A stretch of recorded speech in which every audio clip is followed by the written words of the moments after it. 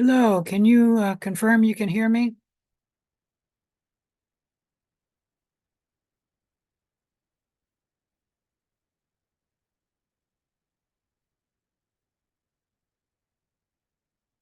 Oh, come on, did touch that too.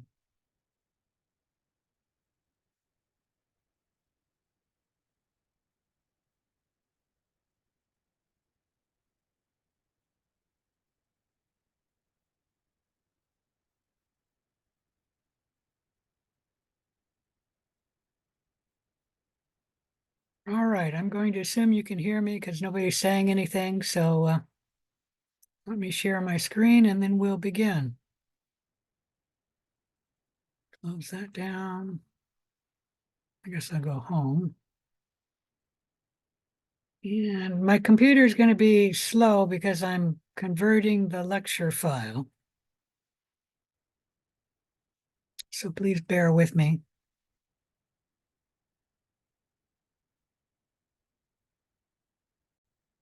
All right, you should see my screen now. Actually, it's 84%. So maybe after a few minutes, this will stop and then my computer will be a bit faster.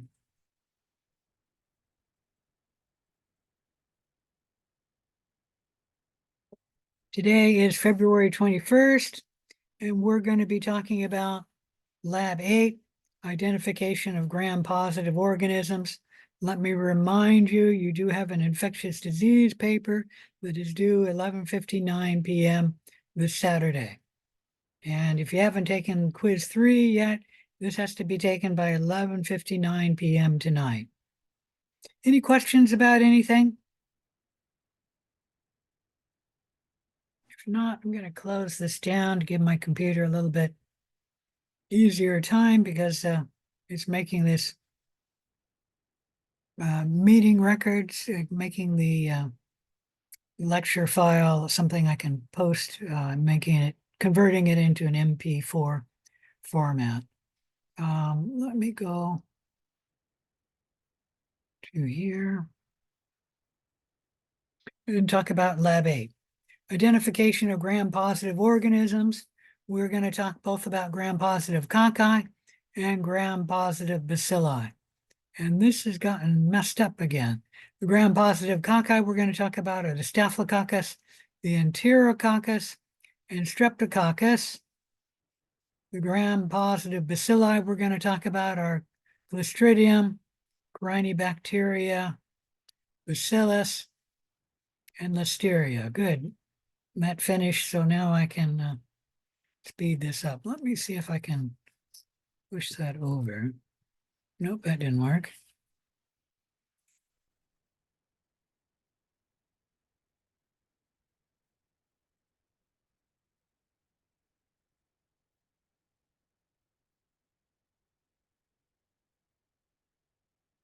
Hmm.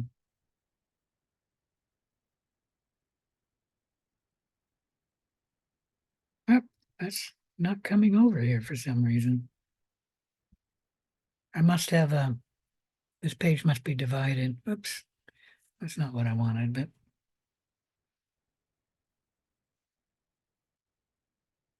that's not working.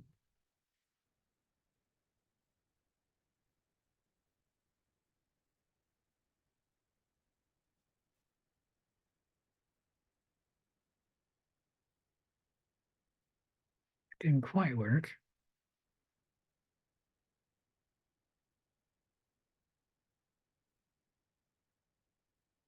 A little odd, but we'll make do.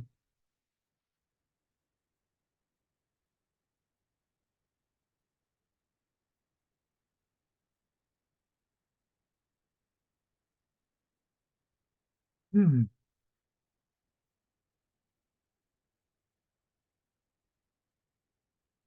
Well, that worked well for this one, but that one's not right. Well, let me see if I can pull it up.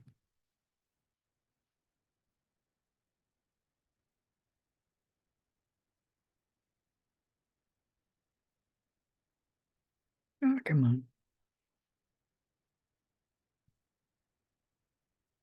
I shouldn't be doing this, but I straightened this once before and I'm not sure why it's still bad. See if I can get that one. I don't know what just happened.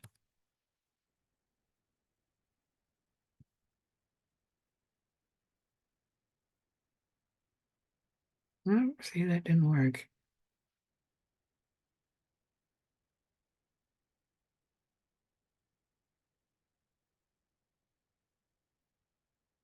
Now, how did that jump way over there? It was down here. Oh, well, it looks like it's close now.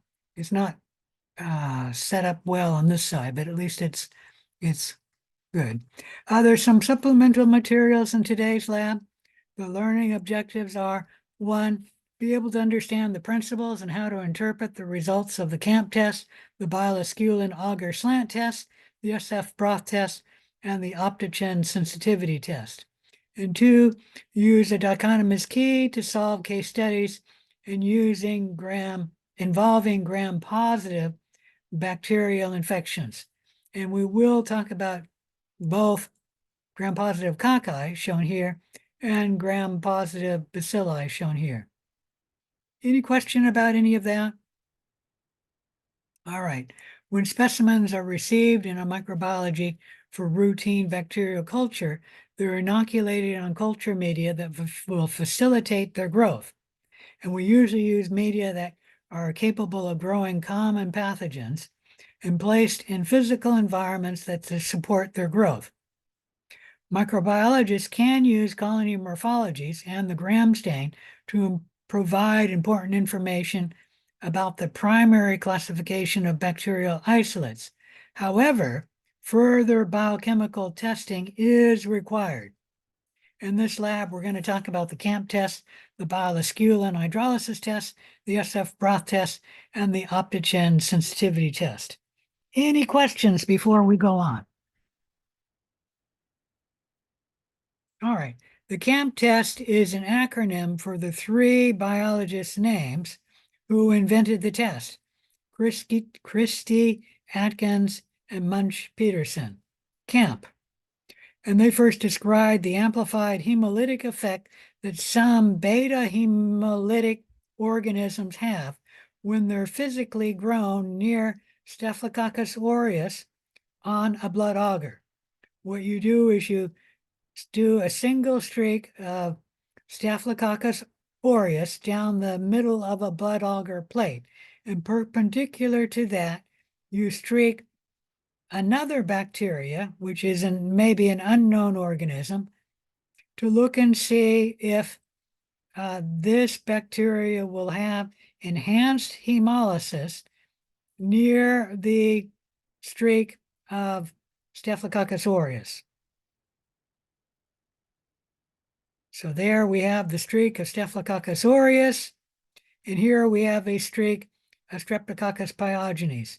Streptococcus pyogenes has no enhanced hemolysis around Staphylococcus aureus. Let me blow that up.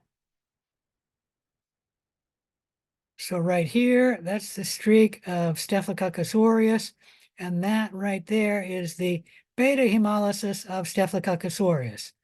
You can't really see the streak of Streptococcus pyogenes because it's so small. There you can sort of see it right there. And this is a little blurry, but there's the streak of Streptococcus pyogenes. And as you can see, it does have a region of beta hemolysis around that streak. The important point to note is Streptococcus pyogenes has no enhanced streaking around Staphylococcus aureus. Now, where's my mouse? There it is. Too far. This is Listeria. There's the streak of Staphylococcus aureus, the beta hemolysis of Staphylococcus aureus. There is Listeria, the streak. And as you can see right there, it is a very thin beta hemolysis going on. And then right here, we have a enhanced hemolysis. This is called partial enhanced hemolysis of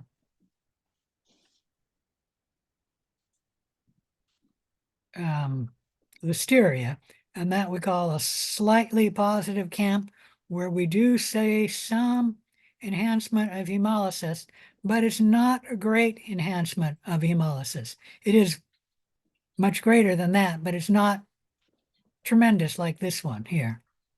Any question about any of that? All right. And then the third, oh, come on. Boys, you're not having your brownie, huh? Okay, somebody, you have your microphone on. Could you turn your microphone off? I told Nick to split it. Um, I know. And then I can tell the person who it is. Somebody, you're talking with your microphone. You're talking about brownies. If you could turn your microphone off. There, I think you turned it off. No. Let me end the share here. I'm not. Huh? Have you been asking? Yes. Hey, April, you have your microphone on. Turn your microphone off. Sorry. You might be able to turn it off. I'm not sure if I can or not. All right, thank you.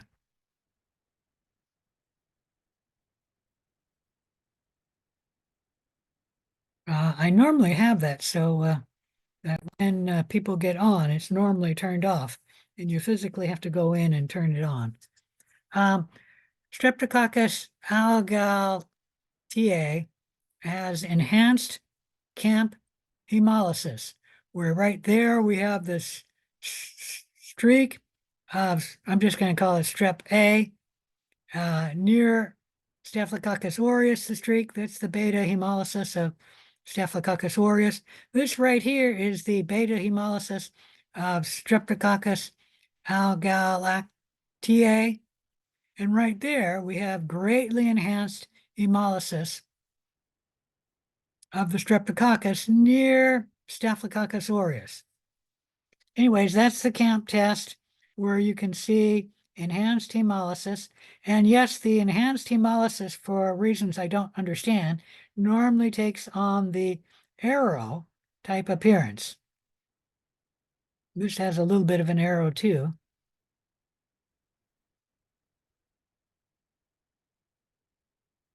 And I would think the enhanced hemolysis would be greatest near the Staphylococcus aureus, and yet it's greatest right here. And what's happening is Staphylococcus aureus is lysing the red blood cells, and together Streptococcus and Staphylococcus aureus cause the lysing of the blood cells in this region. All right, any question about that? And don't ask me why it takes the arrow-like appearance, but it is an arrow-like appearance, because I do not know why it's an arrow-like appearance.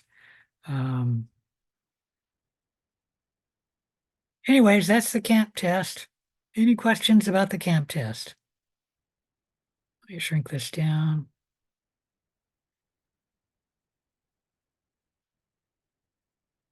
Shrink it down further. About there. All right, let's move on to the bile esculin hydrolysis test. This is a tube containing bile esculin in it, and it's used, this test, to differentiate Enterococcus and Streptococcus. It has esculin in it, and esculin can be broken down by some species of bacteria into esculatin. So if esculin is hydrolyzed, it will be changed into esculatin, and esculatin is a dark brown color looking almost black. Let me shrink that down a little bit further. I'm not having my mouse, that's the trouble. Let me bring this to the top, and then I can get my mouse. I still don't see the mouse.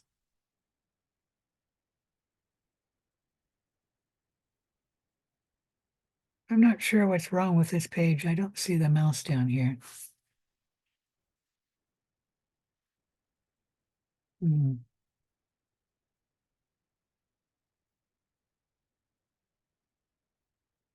Let me see if I can go over there.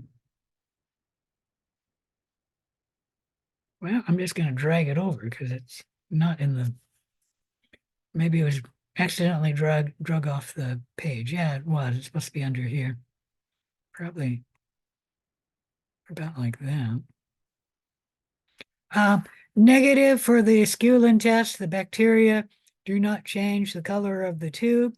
And if the tube is 50% or more black, darkening, and it could look a dark brown, but usually it looks black, that is bile esculin positive, where the esculin is changed into esculatin. Positive is Enterococcus species. Negative is Streptococcus species, like Streptococcus pyogenes, cannot hydrolyze esculin. Any question about the bile esculin test? All right. The SF broth test is named after Streptococcus faecalis. However, this is an old name for the species. It's no longer grouped in the Streptococcus family. It's now called Enterococcus faecalis, but the test is still called the SF broth test after the old name of the species. And that's just something you have to live with, and you don't need to remember that the SF broth test stands for Streptococcus faecalis broth test, but it's a test that we use for distinguishing between Enterococcus faecalis and the other members of the Streptococcus family, which are now an independent family, and Enterococcus is in its own family, the family Enterococcus. Does that make sense? So what you do is the tube is a blue purplish media and it has glucose in it. If the bacteria can ferment the glucose, it'll produce acids, changing the color to a pale yellow. And Enterococcus faecalis is positive in the SF broth test. All members of the Streptococcus family, meaning the new members of the Streptococcus family, are negative, and so they will not change the color to yellow. Any question about the SF broth test? All right. Let's move on to the Optogen sensitivity test. Optogen is an antibiotic, and it is used to differentiate between Streptococcus pneumoniae and other alpha hemolytic streptococci. Streptococcus pneumoniae is sensitive to Optogen, and so if we grow our bacteria on the blood agar, and for some reason we know it is a member of the Streptococcus family, and we see that it is alpha hemolytic activity on the blood agar, we can then perform the Optogen sensitivity test, where we streak the bacteria in this region of the plate, and then we stick on a disc containing Optogen. If the bacteria are resistant to Optogen, where they have a diameter of the zone of inhibition that's less than 14 millimeters, and this one here, we have no zone of inhibition, and both of these are resistant to the antibiotic Optogen. So this is an alpha hemolytic streptococcus, but it is not Streptococcus pneumoniae.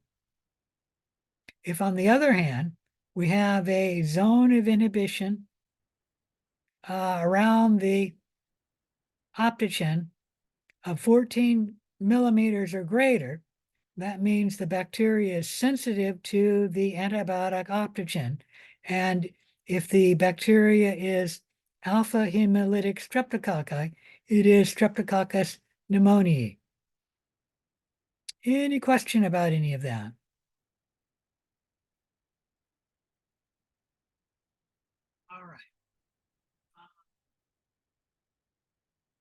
Remember, this test is used only to differentiate between the alpha hemolytic streptococci. It is not used to distinguish between the gamma or the beta hemolytic streptococci, as well as other bacteria which may not be streptococci.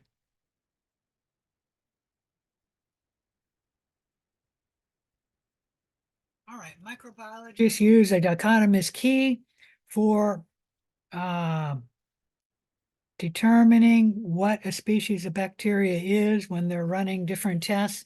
And I'm just going to show you a dichotomous key. The dichotomous key uses dichotomous logic where you have all bacteria and then you separate them into two groups. The gram stain can be run and that'll separate bacteria into the gram positive and the gram negative. Once you get that result, we then discover that our bacteria is gram positive, so we cross out the gram negative and then split the gram positive into two groups, those which are bacillus and those which are cocci. So gram positive bacillus and gram positive cocci. We can then cross out the gram positive bacillus because our bacteria of interest is the gram positive cocci. And then we can split the gram positive cocci into two groups by the catalase test. And we have catalase positive gram positive cocci and catalase negative gram positive cocci. If the cocci are catalase positive, that means it belongs to the Staphylococcus family. If it's catalase negative, it is either in the Streptococcus or the Enterococcus families, I guess I should say. All right, so the catalase was positive, so that scratches out the Streptococcus and Enterococcus. So we now need to separate the Staphylococcus. We can then run the coagulase test. And if it's coagulase positive, that means it's Staphylococcus aureus. If it's coagulase negative, it's another member of the Staphylococcus family. And it is coagulase negative. We can then run the novobiocin test. And this is a little bit hidden. It looks like it's novobiocin positive. If it's novobiocin negative, it would be Staphylococcus saprophyticus. I can't read that, but I'm going to guess it's Staphylococcus, what is that called? Saprophyticus. No, that's that one there. Staphylococcus epidermidis, novobiocin positive. Anyways, that's using dichotomous logic and a dichotomous key to identify the unknown bacteria, which we identified as Staphylococcus epidermidis. Any question on any of that? If you have trouble with dichotomous logic, we have, I thought, a link someplace for using dichotomous logic. Let me check my worksheet. Maybe it's on another lab. Nope, I don't have a link here. It must be another lab. If you have trouble following dichotomous logic, you can use the key on the unknown project, which is the last couple of pages, or maybe the last page of the unknown project.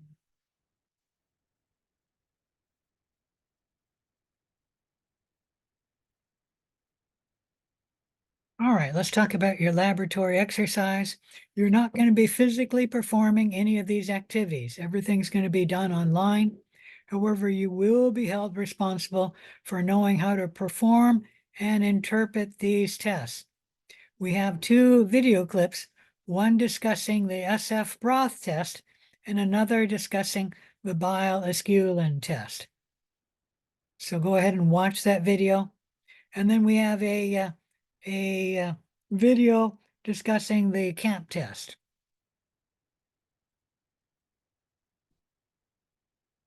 And then let's go to our worksheet. Remember to only submit the worksheet if you submit an assignment. the worksheet is much smaller, takes up less space on my Canvas web page than the lab module. If everyone were to submit the lab module, my Canvas website would fill up, and then you guys would not be able to submit any further assignments. All right, so on the worksheet, fill out the table of the different tests. The first test has been filled in for you. So for the gram stain, for determining gram stain of the cocci and bacilli, the positive result will be purple. The cells will look purple, and a negative result will be the cells will look pink. So answer that for a positive and a negative result for the Schaefer-Fulton stain. And I do need to tell you that some of these are discussed in this lab, like the CAMP test, the Bialasculin test, the SF-Proth test, the Optochin sensitivity test, are all discussed in this lab module, but some of them you'll need to refer to a previous lab module to look up the answers. And that would be the case for the Schaefer-Fulton test, the capsule test, catalase test, coagulase test, the oxidase test. Usually you can discuss what it is in a word or a few words. If you need to put in a phrase, go ahead and put in a phrase here and just blow that up to make it big enough to put in your phrase. Like the negative stain for capsule isn't really positive or negative. You have to explain what the capsule looks like, and you say something like a clear region around the cell. Anyways, you'll be graded on both the positive result and the negative result, so make sure you fill in the complete table. The basic trace and sensitivity test I put in here. It's optional. You will need to use the basic trace and sensitivity test for the case studies, which is why I've included in here. But at the moment, it's optional. If you want to do it, you can do it. If you do not do it, you won't get a penalty, but it will help you for answering the case studies. So I did put it in here. Oh, there's the link. I knew there was a link for a dichotomous key. If you're having trouble with the dichotomous key or the dichotomous concept, you can click this link and go through further discussion of the dichotomous key and dichotomous logic. If you're comfortable with dichotomous keys and logic, you do not need to click that link.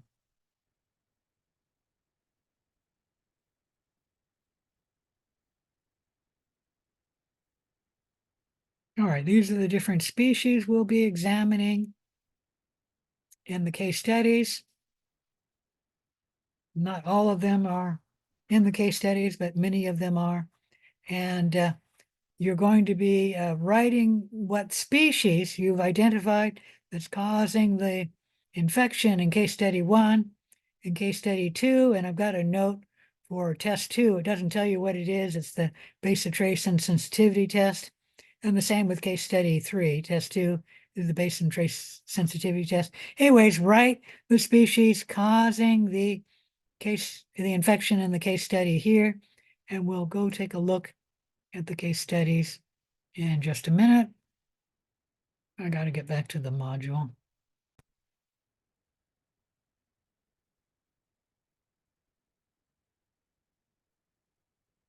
Oh, they're not in the module. They're in the link for the lab. So let me call that up.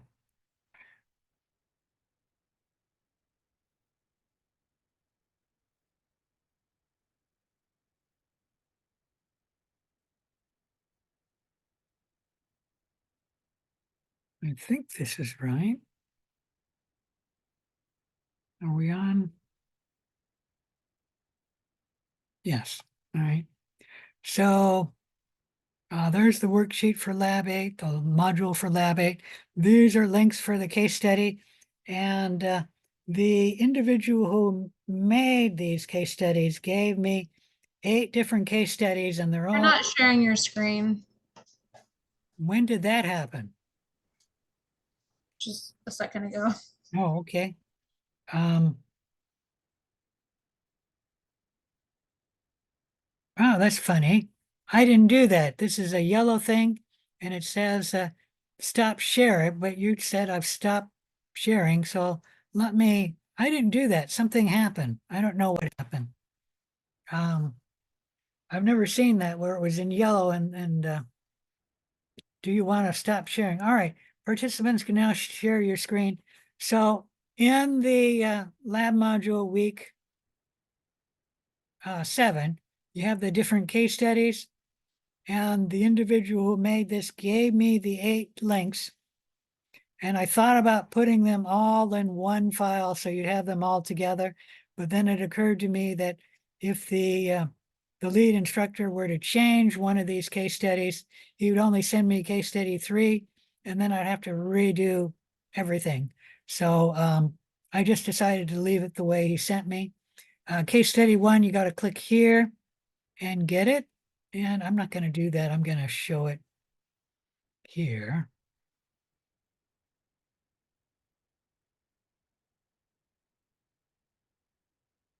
Case study 1, because it'll show better this way than in Canvas.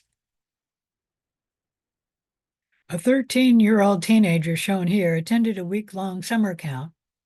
Upon returning home, his mother noticed a pustule beginning to develop and a spider bite on his arm. The area is warm to the touch and is becoming extremely painful. When her son starts running a fever, she takes him into the walk-in medical clinic for evaluation. The physician orders a gram stain of the exudate, shown here, and they do a routine culture, and this is a blood auger of the culture shown here, BAP blood auger. And you can see the blood auger result, and I'll tell you, this is the bacteria here. You can blow it up to see what the shape of the bacteria is, right there. And these are right there. Those are the boys' cells.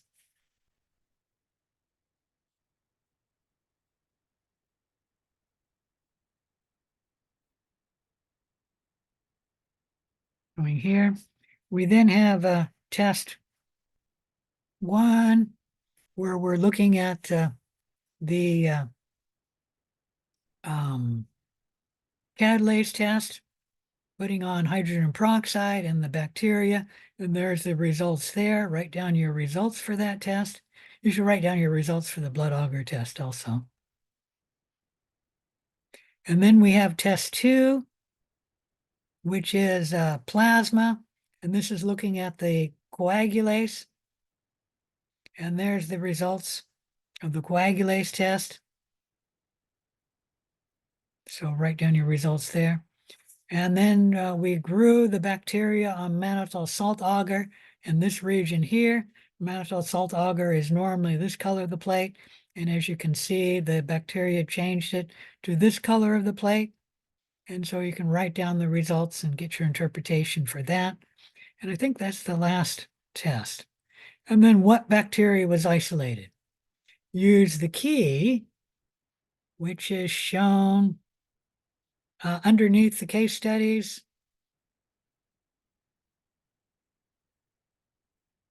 Right here.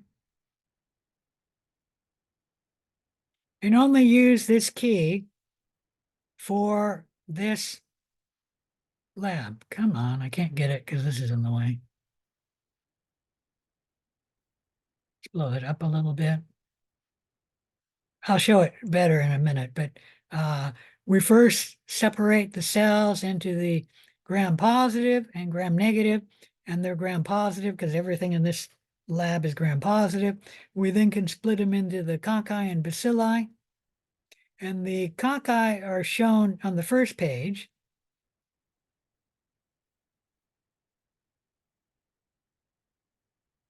Oh, come on. The bacilli are shown on the second page. gram-positive bacilli. And let me show the key here because it'll display better. Get rid of that. All right, so use this key for identifying the bacteria. And the first one's pretty easy to identify, actually.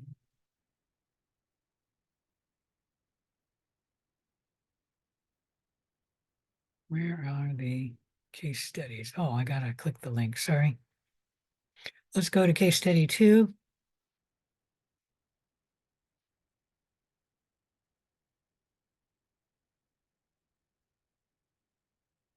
Get that out of the way. A 27-year-old female is receiving prenatal care.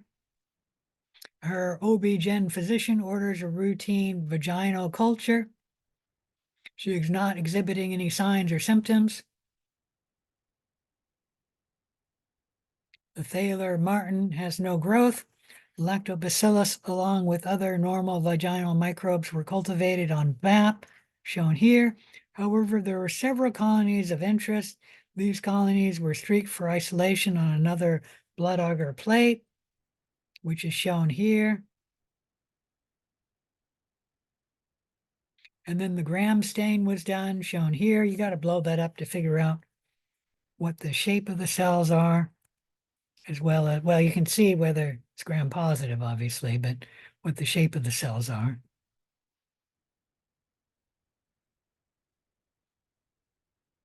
Blow it up, you can get the shape. And let me shrink that down now. Go to the next page. We then run some tests, taking the bacteria grown on the blood agar plate for, once again, the catalase test. There's the catalase result there. They then do the CAMP test,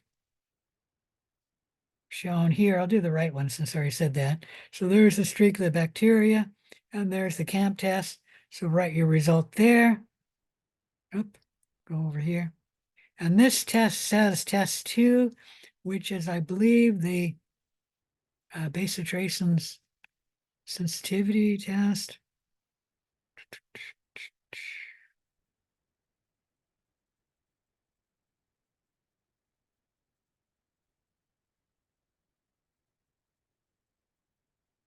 Where is it?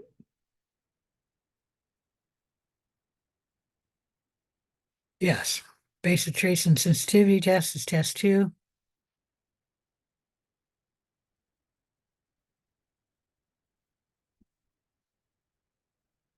And there you can see the bacteria growing right up to the disc. And then what bacteria was isolated.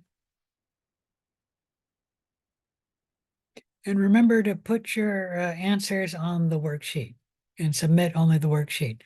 I'll just briefly go through case study 4. I won't go through all of the tests, but I will discuss the case studies. Case study 3.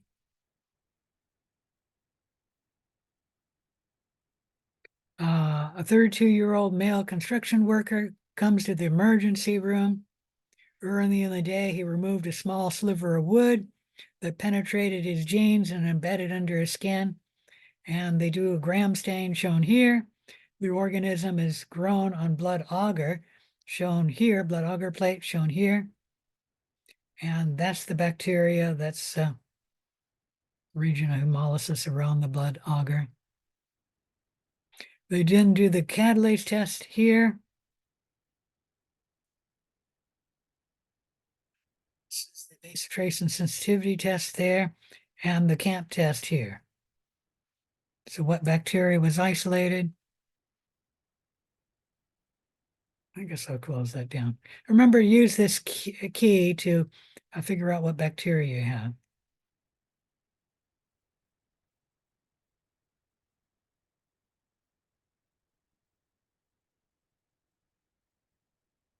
Case study 4, we have a 73-year-old man admitted to the hospital with pneumonia.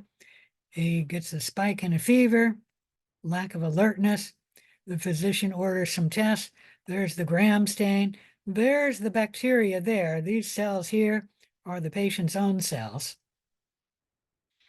They then take this bacteria and streak it on the blood agar. And there's the bacteria there. You can see the hemolytic pattern on the blood agar. They then do the catalase test, and there's the results of the catalase test. They then do the capsule test, and there's the results of the capsule test. And I think that's the optogen sensitivity test.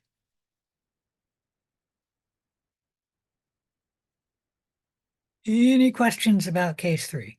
Or not case 3, what case is this? Case 4. All right, if not, let me close that down. Go on to case 5.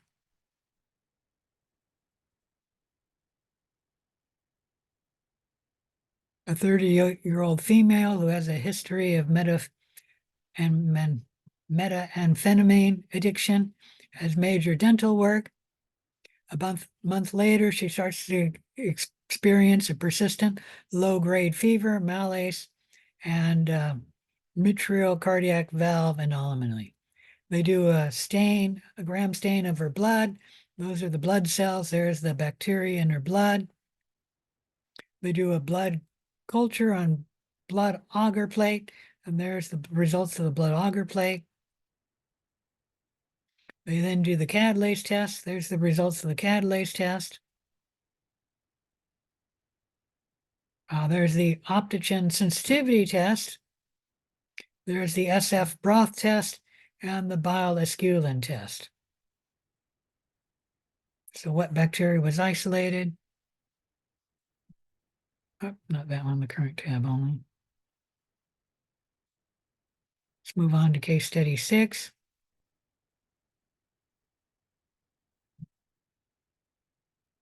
A 4-year-old girl is rushed to the emergency room with severe abdominal pain.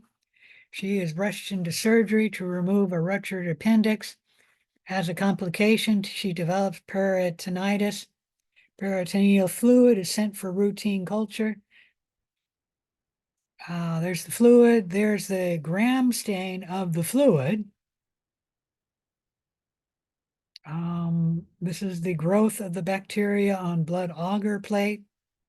You can see the hemolytic pattern. This is the growth of the bacteria on McConkey's agar. And except for this run right there, there's no growth on McConkey's. They then do the catalase test. There's the result of the catalase test. They then do the SF broth test. There's its result, and the bile esculin test. What bacteria was isolated? Case study 7.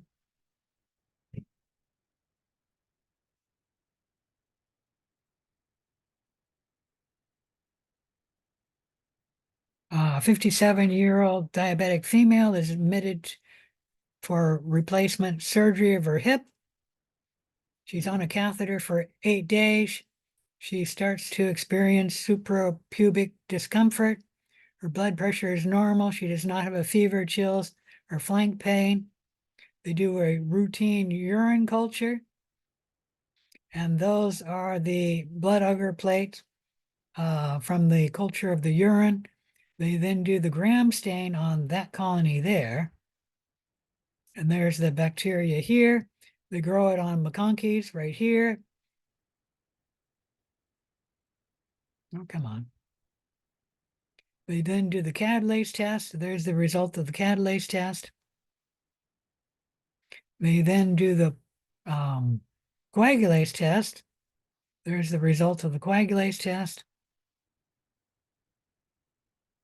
They then do the NOVA bias and sensitivity test. There's the results there. And then what bacteria was isolated?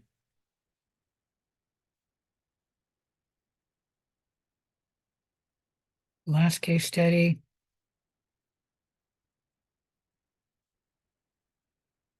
29-year-old immunocompromised female administered to the hospital with flu-like symptoms, a few other problems.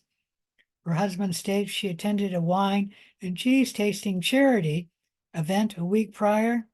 The attending physician performs a lumbar puncture to rule out meningitis.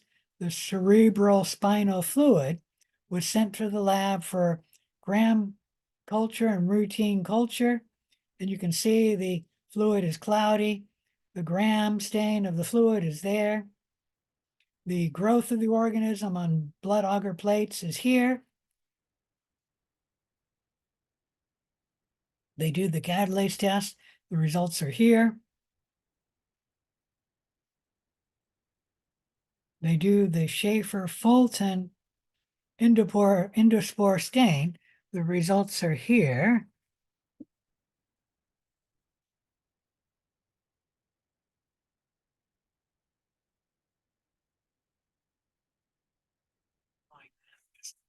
Better.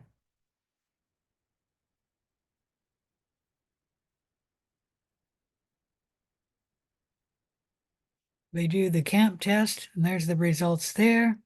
And then they do an extra test, and this is extra information.